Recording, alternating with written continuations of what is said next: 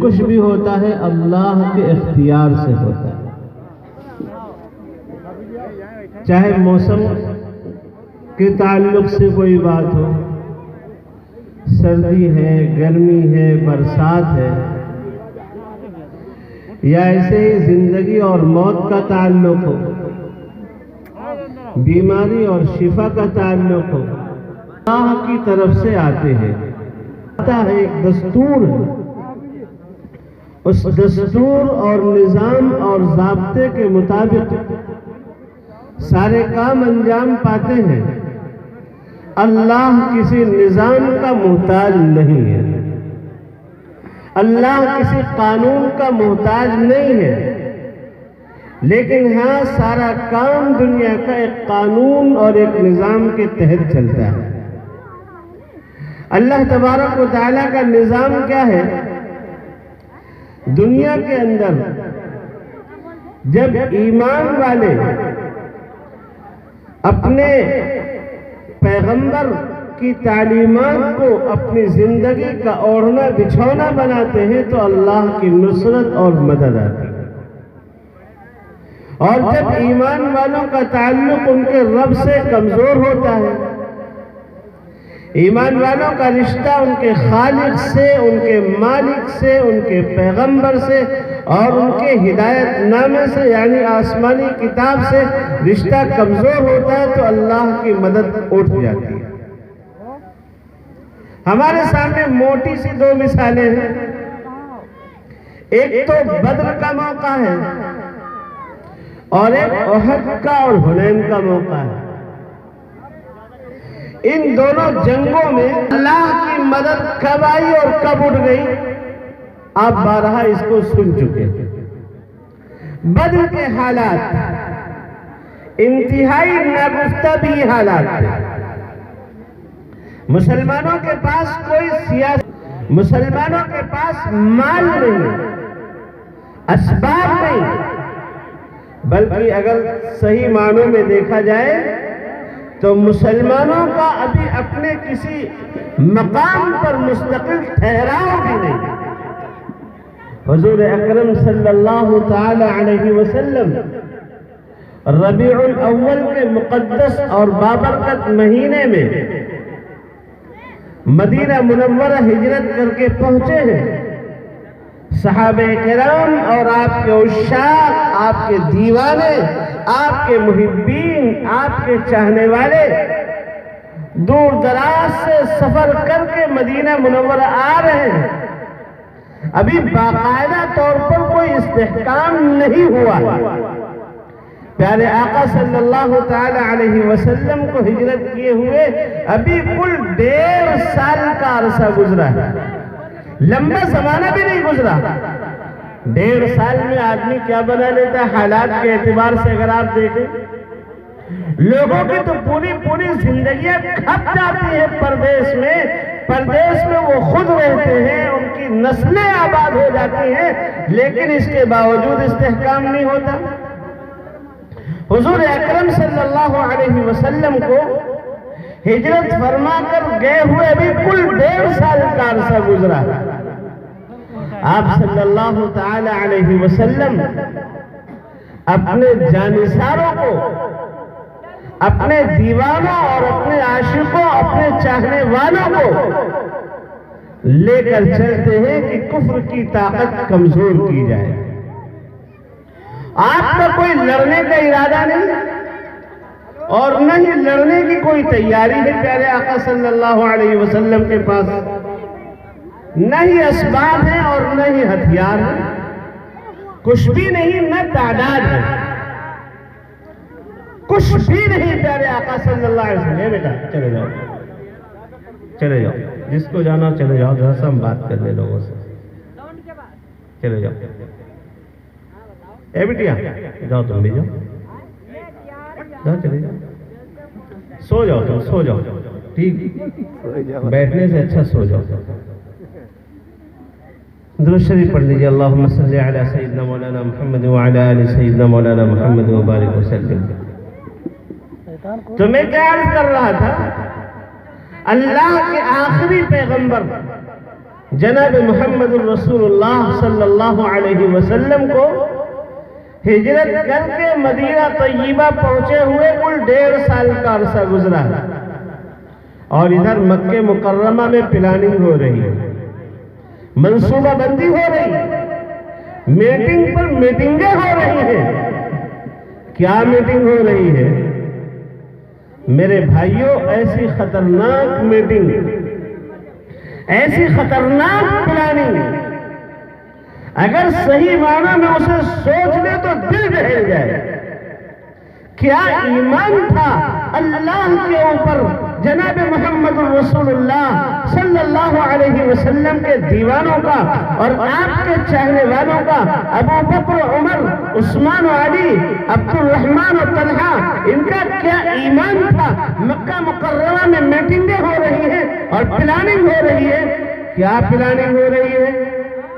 منصوبہ یہ بنا کہ اس مرتبہ پورے مکے کے لوگ جائیں گے تجارت کرنے، کاروبار کرنے جائیں گے، اور کاروبار سے جتنا نفع ہوگا وہ سارا کا سارا نفع ایک جگہ پر جمع کر دیا جائے گا اور اس سے ہتھیار خریدا جائے گا تاکہ مسلمانوں کا صفایا کر دیا جائے۔ آپ سوچ سکتے کیسی خطرناک پلاننگ ہے؟ حضور اکرم صلی اللہ علیہ وسلم ان کے درمیان نہیں ہے، مکے سے سینکڑوں کلومیٹر دور ہے آقا، اور ان کو یہ کھٹک رہا ہے کہ آخر وہاں سکون سے کیوں رہتے ہیں؟ وہاں کے لوگ ان کے اوپر اپنی جان نچھاور کرنے کو کیوں تیار؟ ان کو یہ برداشت نہیں ہو رہا، اس لیے یہ طے کیا کہ اس مرتبہ کاروبار میں سب جائیں گے اور جتنا منافع ہوگا اس سارے منافع سے ہتھیار خریدا جائے گا اور یک بار کی حملہ کیا جائے گا تاکہ دنیا سے محمد صلی اللہ علیہ وسلم کے ماننے والے ختم ہو جائیں۔ پیارے آقا صلی اللہ علیہ وسلم کو اس کی اطلاع مل گئی۔ آپ علیہ السلام نے سوچا کہ بھائی لڑنا بھیڑنا مناسب نہیں ہے۔ لڑنا مناسب اس لیے نہیں کہ ہم کمزور ہیں، اس لیے نہیں کہ ہمارے پاس طاقت نہیں ہے، مار دیں گے اور ہم ختم ہو جائیں گے۔ نہیں، وہاں پر بھی انسانیت کی ہمدردی مد نظر ہے کہ لڑیں گے بھیڑیں گے، اللہ نے ہماری مدد بھی کی، تب بھی کم سے کم ان کے کچھ جوان تو مارے جائیں گے، کچھ جانیں ختم ہوں گی، اور ایک جان کی قیمت اللہ کے نزدیک کیا ہے؟ اللہ تبارک و تعالیٰ نے بنی اسرائیل کو یہ بات لکھ کر دے دی تھی، كتبنا على بني إسرائيل أنه من قتل نفسا بغير نفس أو فساد في الأرض فكأنما قتل الناس جميعا ومن أحياها فكأنما أحيا الناس جميعا۔ جس نے کسی ایک جان کو، ایک انسان کو بغیر کسی جرم کے قتل کر دیا، وہ گویا ساری انسانیت کا قاتل ہو گیا۔ اتنا بڑا پاپ، اتنا بڑا جرم اس کے نام اعمال میں لکھا جائے گا، وہ ساری انسانیت کا قاتل ہے۔ اس لیے آقا نہیں چاہ رہے کہ لڑائی کی نوبت آئے۔ حضور اکرم صلی اللہ تعالی علیہ وسلم نے صحابہ کرام رضی اللہ عنہم اجمعین سے مشورہ کیا کہ ان کی مالی طاقت کمزور کر دی جائے تاکہ یہ لڑنے کی ہمت نہ کر پائیں۔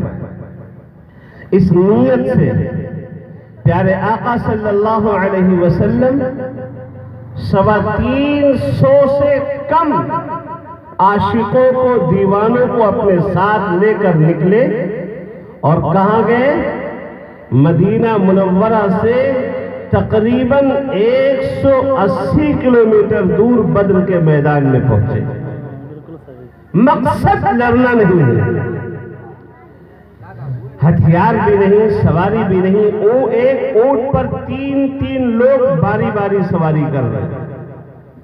مثلا 10 کلومیٹر یہ سوار ہوں گے، 2 پیدل چلے، اور 10 کلومیٹر پورا ہو جائے وہ اتر جائے، دوسرا سواری کرے، پھر پہلا اور آخری پیدل چلے، پھر 10 کلومیٹر چلنے کے بعد میں تیسرا سوار ہو جائے، 2 پیدل چلے، ایک اونٹ پر تین لوگ سواری کر رہے ہیں اور کچھ پیدل چل کے کچھ سوار ہو کر اس طرح سفر طے کیا ہے، اور 4 دن کے پرمشقت سفر کرنے کے بعد بدر کے میدان میں پہنچے۔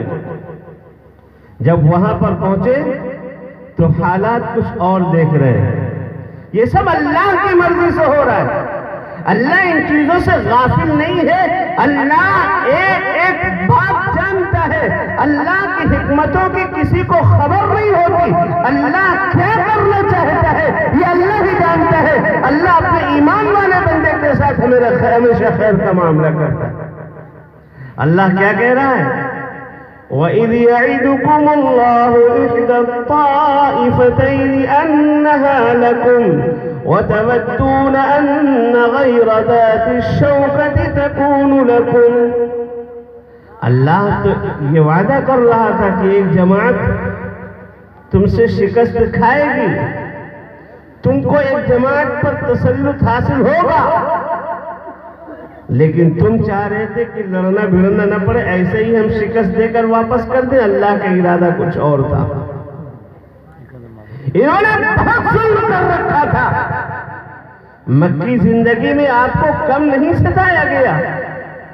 اے میرے محبوب، 40 سال اپنی زندگی کے قیمتی اوقات بڑی عفت اور پاک دامنی کے ساتھ جس قوم کے بیچ میں آپ نے گزارے ہو، جس قوم کے ایک فرد کے اندر ہمت ہو کہ آپ کی امانت یا آپ کی صداقت پر شبہ کر سکے، آپ نے جب اعلان نبوت کیا ہے تو یہ سب آپ کے دشمن بن گئے، آپ کے گردن پر اونٹ کی اوجھڑی لا دی گئی، آپ کو مارنے کی دھمکی دی گئی، آپ کے ساتھ جان سے مار دینے کی پوری پلاننگ کی گئی، منصوبہ بنایا گیا، طائف کی گلیوں میں آپ کے اوپر پتھر برسائے گئے، لڑکوں کو غنڈوں کو لگایا گیا کہ جاؤ مذاق اڑاؤ، گالیاں دو، یہ سب آپ نے برداشت کیا۔ آپ نے اپنا گھر چھوڑ دیا، زمین جائیداد چھوڑ دی، مال و دولت چھوڑ دیا، کنبہ قبیلہ چھوڑ دیا کہ سکون سے آپ کے چاہنے والے ایک جگہ پر رہ کر اللہ کی عبادت کریں۔ ان کو یہ بھی ڈرانا نہیں، اب آپ کو مٹانے پر تلے ہوئے ہیں۔ میرے محبوب سن لیجیے کان کھول کر، اللہ بوڑھا نہیں ہے، اللہ کمزور نہیں ہے، آج اللہ اپنی طاقت دکھانا چاہ رہا ہے۔ اللہ تبارک و تعالیٰ نے کہا ٹھیک۔ جب وہاں پر پہنچے ہیں پیارے آقا صلی اللہ علیہ وسلم، رمضان کا مہینہ ہے، ادھر 1000 کا لشکر جنگ کرنے کے لیے، ختم کرنے کے لیے آ رہا ہے، آ چکا ہے۔ پیارے آقا صلی اللہ علیہ وسلم نے یہ منظر دیکھا، اب مشورہ کیا صحابہ کرام سے۔ کیوں؟ اس لیے کہ جب آپ نے ہجرت فرمائی تھی مدینہ منورہ کی جانب، اور مدینہ منورہ میں وہاں کے رہنے والوں سے جو معاہدہ ہوا تھا وہ یہ ہوا تھا، مدینے کے حدود میں رہ کر آپ کی حفاظت کریں گے، اور یہ تو مدینے سے 180 کلومیٹر دور کا معاملہ ہے۔ اب کیا ہوگا؟ مدینے والے ساتھ دیں یا نہ دیں، کیا ہوگا؟ آقا صلی اللہ علیہ وسلم صحابہ کرام کو جمع کر کے کھڑے ہوئے، بتاؤ کیا ہونا چاہیے؟ سیدنا صدیق اکبر رضی اللہ عنہ نے پہلی رائے دی، یا رسول اللہ صلی اللہ علیہ وسلم، ہم کوئی موسیٰ علیہ السلام کے ساتھی تھوڑی، بنی اسرائیل ہم تھوڑی، جنہوں نے کہا تھا اذهب انت وربك فقاتلا انا هنا قاعدون، موسیٰ تم چلے جاؤ، تمہارا اللہ چڑھا جائے، تم کو اللہ کی طاقت پر بہت ناز ہے، جاؤ تم اور اللہ دونوں مل کر لڑ لو، جب کامیاب ہو جاؤ گے تو ہم آ جائیں گے رہنے کے لیے، ہم ایسے لوگ نہیں ہیں، کام بنی اسرائیل نہیں ہے، ہم آپ کا ساتھ دینے کے لیے اپنی زندگی کے آخری سانس تک تیار ہیں۔ اللہ کے نبی علیہ السلام پھر پوچھ رہے، اور کوئی رائے دے، اور کوئی بتائے؟ مقداد ابن الاسود رضی اللہ عنہ کھڑے ہوتے، یا رسول اللہ صلی اللہ علیہ وسلم آپ کیا چاہ رہے ہیں؟ آپ کا اشارہ ہو ہم سمندر میں چھلانگ لگانے کو تیار ہیں۔ آپ کا اشارہ تو ہو۔ اللہ کے نبی علیہ السلام پوچھ رہے ہیں اور کوئی بتائے کیا ہونا چاہیے؟ حضور اکرم صلی اللہ علیہ وسلم کی منشا تھی کہ مدینے والے بھی کچھ بولے۔ سیدنا سعد رضی اللہ عنہ کھڑے ہوتے ہیں، یا رسول اللہ کأنک تعنی الانصار، آپ ہماری رائے چاہ رہے ہیں، سنیے یا رسول اللہ صلی اللہ علیہ وسلم، ہمارے مال سب کچھ آپ کے اختیار میں، ہماری جانیں آپ کے اختیار میں، ہمارے تعلقات سب آپ کے اختیار میں، آپ کو ہم نے اپنے اوپر اتنا اختیار دے دیا ہے، جس سے چاہے آپ ہمارا رشتہ جوڑیں اور جس سے چاہے ہمارا تعلق ختم کرا دیں، آپ ہمارے مال میں سے جو چاہے لے لیں، جو مال لے لیں گے وہ ہمیں زیادہ پسند ہوگا اس مال سے جو ہمیں چھوڑ دیں گے۔ اللہ کے رسول علیہ السلام کا چہرہ خوشی سے کھل اٹھتا ہے۔ ٹھیک ہے، اب صبح کو لڑائی ہونی ہے، بھائی جب مارنے کے لیے کوئی آ جائے تو اپنا دفاع تو کرنا ہے، اپنا بچاؤ تو کرنا۔ اسلام یہ نہیں سکھاتا ہے کہ آپ بزدل بن کر اپنے ہاتھ کو ہاتھ میں باندھ کر کھڑے ہو جاؤ، لو بھائی مارو، لو بھائی مارو۔ نہیں، اسلام بتاتا ہے کہ ظلم نہیں کرنا ہے کسی کے اوپر، لیکن اگر کوئی ظلم کرنے کے لیے آ جائے تو اپنا بچاؤ جس طرح سے ہو سکے اس طرح بچاؤ کرنا ہے۔ بہرحال پیارے آقا صلی اللہ تعالی علیہ وسلم نے صحابہ کرام سے مشورہ کیا اور مشورہ کر کے آپ علیہ السلام نے جنگ کا پورا خاکہ تیار کر دیا۔ سوچنے والا سوچ سکتا تھا کیسے دیوانے لوگ ہیں، کیسے پاگل لوگ ہیں، کیسے مجنون لوگ ہیں۔ ایک طرف 1000 کا لشکر جن کے پاس چمچماتی ہوئی تلواریں ہیں، جن کے پاس نیزے ہیں، جن کے پاس تیر ہیں، جن کے پاس گھوڑے ہیں، جن کے پاس سواری کو اونٹ تو نہیں ہے، کھانے کے لیے اتنے وافر مقدار میں اونٹ ہیں کہ روزانہ 10 اونٹ ذبح کر کے جو کھا جاتے ہیں، جو ہٹے کٹے لہیم و شہیم ہیں۔ ہم کمزور لوگ اور کل 313 بغیر ہتھیار کے صرف 2 تلوار لے کر جنگ لڑنے آئے، یہ کوئی عقل مندی کی بات تھی؟ لیکن اللہ کا منشا کچھ اور۔ پیارے آقا صلی اللہ تعالی علیہ وسلم نے جنگ بندی کی، پوری ترتیب بنائی، اور ایک دن پہلے آپ علیہ السلام نے پیشین گوئی کی۔ کیا فرمایا؟ لوگوں، یہ بڑے بڑے سردار آئے ہیں، بڑے بڑے پہلوان اور طاقتور آئے ہیں، سنو، اس جگہ پر ابو جہل کل مارا جائے گا، یہاں پر کل عتبہ کی لاش گرے گی، یہاں پر شیبہ کے گردن پر تلوار چلے گی، یہاں پر فلاں مارا جائے گا۔ آقا نے ایک ایک کا نام لے کر بتلا دیا اور جگہ بھی متعین کر دی۔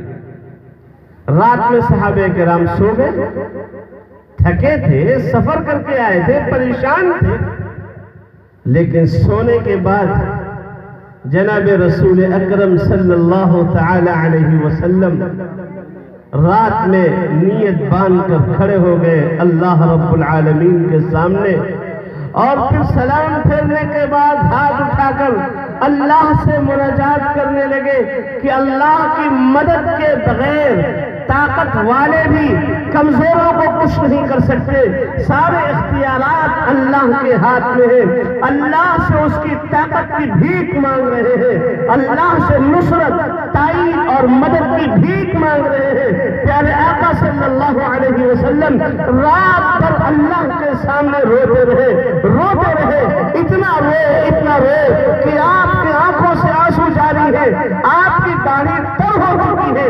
صبح کو صدیق اکبر رضی اللہ عنہ آ کر عرض کرتے ہیں، یا رسول اللہ بس کیجئے، اب نہ روئیے، آپ کیوں اتنا پریشان ہیں؟ لیکن وہ اللہ کا لاڈلا حبیب، اللہ کا دلارا پیغمبر حضرت محمد مصطفیٰ صلی اللہ علیہ وسلم رو رہے ہیں، پروردگار عالم یہ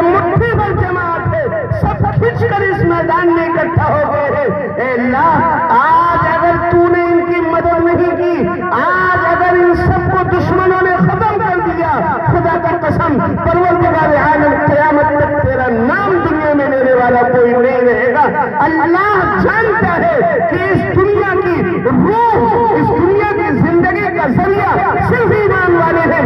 जब तक ईमान वाला, जब तक मोमिन बाकी रहेगा, जमीन बाकी रहेगी, आसमान बाकी रहेगा, सितारे जगमगाते रहेंगे, सूरज और चांद चमकते रहेंगे, दुनिया का निजाम चलता रहेगा।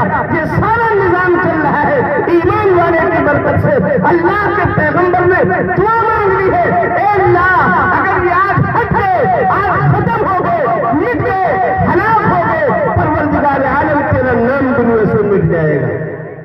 अल्लाह को गैरत आई, लड़ाई शुरू होती है, जंग शुरू होती है। अबू जहल बड़ा ताकतवर सरदार था, अच्छे अच्छों की हिम्मत नहीं होती थी अबू जहल के इसका सामना कर सके। आंख दिखाता लोगों के पसीने छूट जाते थे। सैयदना अब्दुर्रहमान इब्न औफ रज़ियल्लाहु ताला अन्हु वो भी है, वो सोच रहे हैं इसी दौरान कि अल्लाह मैं तो तन्हा हूं। दाहिने नजर दौड़ाई छोटा सा बच्चा, बाएं निगाह दौड़ाई छोटा सा बच्चा। छोटे से बच्चे का मतलब ये नहीं 4-5 साल का, नौजवान 15 साल 14 साल 15 साल के बच्चे। आज हमारे 15 साल के बच्चे कहां जा रहे हैं? सुनो सहाबे किराम की औलादों का हाल, अल्लाह के नबी की तरबियत का हाल। वो छोटे छोटे बच्चे, सैयदना अब्दुर्रहमान इब्न औफ कहते हैं मैं अपने बारे में घबराने लगा, मैं डरने लगा, अगर मेरे ऊपर कोई मुसीबत आ गई ये छोटे छोटे बच्चे मेरा क्या बना पाएंगे, क्या मेरी हिफाजत कर पाएंगे। इतने में एक तरफ से आता है लड़का, चचा चचा आप अबू जहल को पहचानते हो? क्या करोगे बेटा अबू जहल को? चचा सुना है वो मेरे आका जनाब मोहम्मद रसूलुल्लाह सल्लल्लाहु अलैहि वसल्लम को गाली देता है। चचा मैंने तय किया है अगर मैं उसको देख लूंगा या तो वो रहेगा या तो मैं रहूंगा, मैं उसको मार कर दम लूंगा। बाई तरफ से दौड़ कर आता है, चचा चचा आप अबू जहल को पहचानते हो? बेटा क्या करोगे अबू जहल को? अबू जहल के बारे में उस बच्चे ने कहा, चचा मैंने सुना है वो मेरे महबूब को गाली देता है, हजरत मोहम्मद सल्लल्लाहु अलैहि वसल्लम को गाली देता है। चचा मैंने तय किया है अगर मैं उसे देखूंगा तो मैं उसकी जान ले लूंगा। अल्लाह के नबी अलैहिस्सलाम की मोहब्बत में इस तरह के जुमले उन बच्चों की जुबान से निकल रहे हैं। अब्दुर्रहमान इब्न औफ को हिम्मत हुई, इतने में इशारा किया, वो देखो बड़े गुरूर के साथ मुतकब्बिराना अंदाज में अबू जहल घोड़े पर सवार तलवारें लहराता हुआ आगे बढ़ता आ रहा है। ये बच्चे शिकारी परिंदे की तरह इन्होंने छलांग लगाया और झपटे और झपट कर पहले तो इन्होंने घोड़े के ऊपर वार किया है, अबू जहल गिर गया है, उसके बाद अबू जहल के ऊपर वार किया। सैयदना अब्दुल्लाह इब्न मसूद रज़ियल्लाहु अन्हु आगे बढ़ते हैं और अबू जहल की गर्दन काट कर उसको जहन्नम रसीद कर देते हैं। क्या है तादाद? थोड़े हैं ना, चंद है मुट्ठी भर, लेकिन उनका ईमान कामिल है तो अल्लाह की नुसरत अपनी आंखों से देख रहे, अल्लाह की मदद अपनी आंखों से देख रहे। और 70 मारे गए, 70 को कैद भी कर लिया गया। बात आ गई तो मैं और बतला दूं, आप ये न समझे नौज बिल्लाह कि ये तो सब खून खराबे इस्लाम ने शुरू किए। नहीं नहीं, अल्लाह की पनाह, अल्लाह की पनाह। इस्लाम की तालीम अव्वल दिन से प्यार और मोहब्बत की तालीम रही, अखलाक की तालीम रही। अखलाक इस्लाम ने अव्वल दिन से सिखलाए। आप अंदाजा लगाएं, हुजूर अकरम सल्लल्लाहु ताला अलैहि वसल्लम की उम्र मुबारक 40 साल की है। आप अलैहिस्सलातु वस्सलाम गारे हिरा में खलवत इख्तियार फरमाते हैं और तन्हाई में बैठकर यकसू होकर खाने काबा बिल्कुल निगाहों के सामने अल्लाह की इबादत कर रहे हैं। 40 دن تک مسلسل اللہ کی عبادت میں مصروف رہتے ہیں۔ سیدنا جبریل علیہ السلام اللہ کا پیغام لے کر آتے ہیں اور 3 بار آقا کو دبوچتے ہیں۔ قرآن کی آیات آپ کے قلب اطہر پر نازل کی جاتی ہیں۔ حضور اکرم صلی اللہ علیہ وسلم سے پڑھنے کو کہتے ہیں۔ آقا جب واپس گھر تشریف لاتے ہیں، امی جان خدیجۃ الکبریٰ رضی اللہ تعالی عنہ گھر میں ہے۔ آقا کی گھبراہٹ دیکھ کر وہ خود بے چین ہو جاتے ہیں۔ آقا فرماتے ہیں زملونی زملونی، مجھے جلدی سے کمبل اڑھاؤ، بدن پر کپکپی طاری ہے۔ گھر والے کمبل اڑھا دیتے ہیں۔ آقا فرماتے ہیں کہ مجھے اب تو اپنی جان کا اندیشہ لگ رہا ہے، ایسا معاملہ پیش آ گیا ہے، میں نے ایسی شکل کا ایک شخص دیکھا ہے جو اس طرح میرے سامنے آیا ہے، غار ہرا میں جہاں کوئی جاتا نہیں تھا۔ آقا فرماتے ہیں ایسی شکل کا ایک شخص آیا اور اس نے 1 بار نہیں، 2 بار نہیں، 3 بار مجھے بڑی زور سے دبوچا ہے۔ میرے برداشت کی انتہا نہیں رہی تھی، اب تو میں گھبرا گیا ہوں، اپنی جان کا مجھے خطرہ لگ رہا ہے۔ امی جان خدیجۃ الکبریٰ رضی اللہ تعالی عنہ تسلی دیتی ہیں اور تسلی والے جملے فرماتی ہیں۔ یہ نہیں کہتی کہ آپ تو ہتھیار رکھتے ہیں، آپ بندوق رکھتے ہیں، مقابلہ کرنا چاہیے۔ نہیں، آقا کے جو اصلی اوصاف تھے، اہم خصوصیات تھیں، بیوی سے زیادہ اپنے شوہر کی عادتوں کو کون جان سکتا ہے، شوہر کے مزاج کو بیوی سے زیادہ کون پرکھ سکتا ہے۔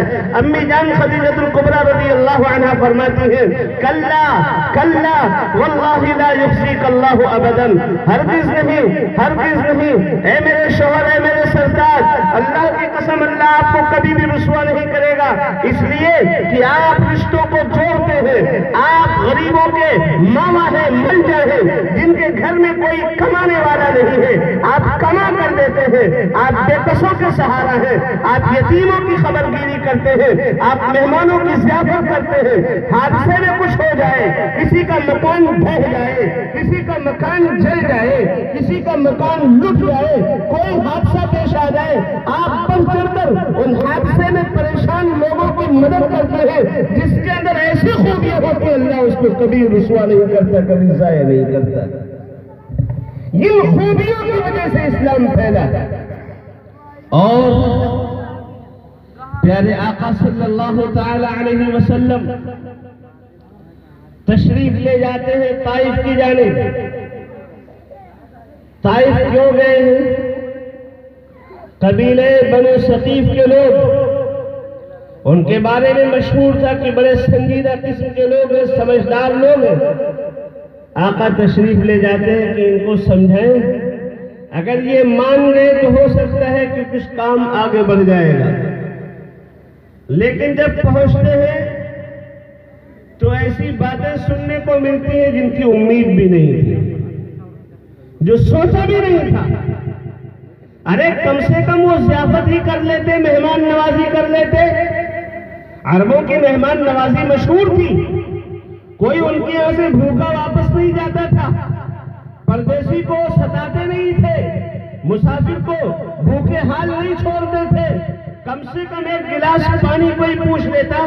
لیکن وہاں حال تو یہ ہوا، اوہو تمہیں ملے تھے اللہ کو نبی بنانے کے لیے، تمہیں ملے تھے، اگر واقعی تم سچے نبی ہو تو تمہارے جھٹلانے سے ہم پر عذاب آ جائے گا، اور اگر جھوٹے ہو تو میں ایسے کو تو جھٹلا ہی رہا ہوں۔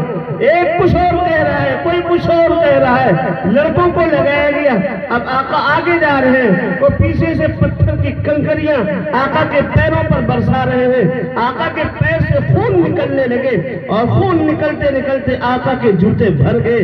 یاد رکھیے اگر خون کا کوئی قطرہ پیغمبر پیغمبر کے خون کا کوئی قطرہ زمین پر گر جاتا، خدا کی قسم آسمانی عذاب آتا اور ان سب کو تباہ کر دیا جاتا۔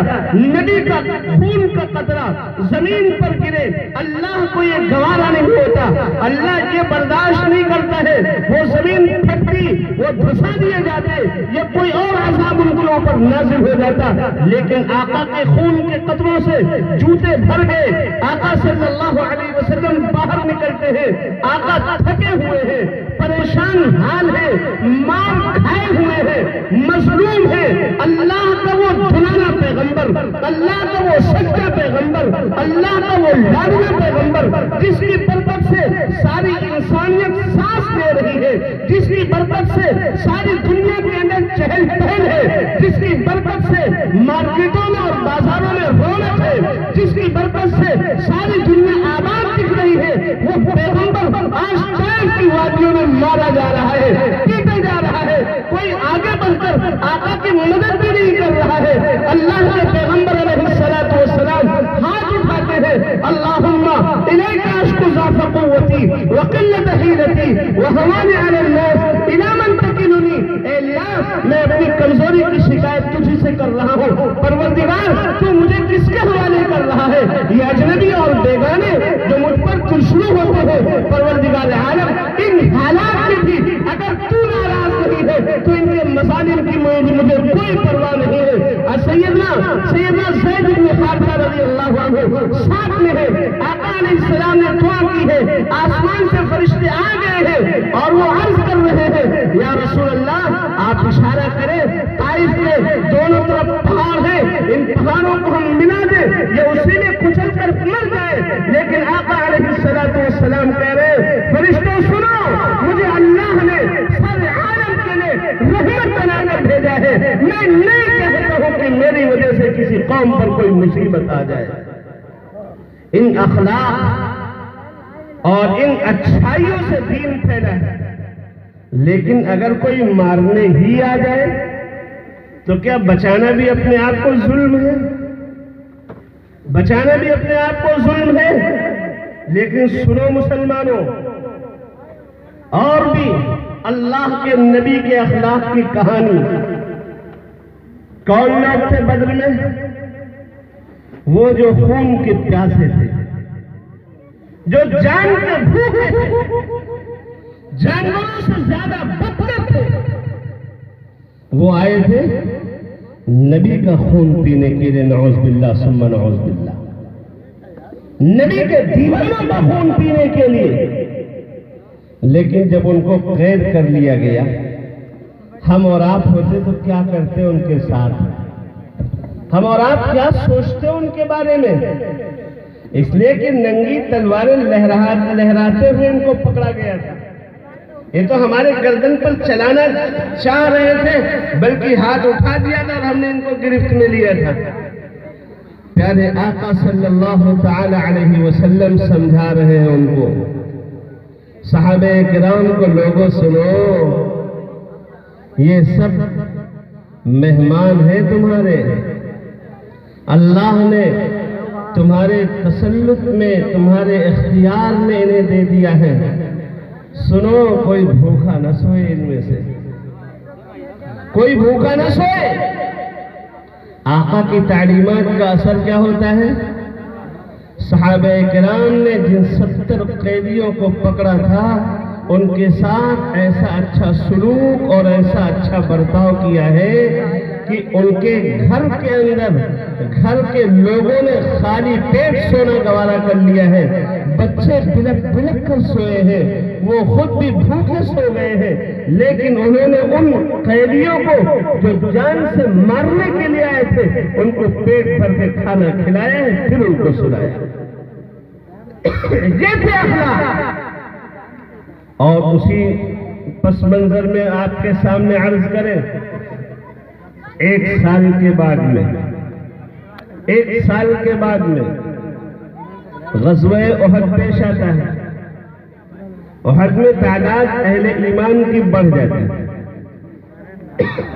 پہلے تو 1000 کا لشکر گیا اور پھر اس میں سے 300 واپس آ کے 700 ہیں موجود. لیکن 700 نے اللہ کے نبی علیہ السلام کی ہدایات کو جب تک سامنے رکھا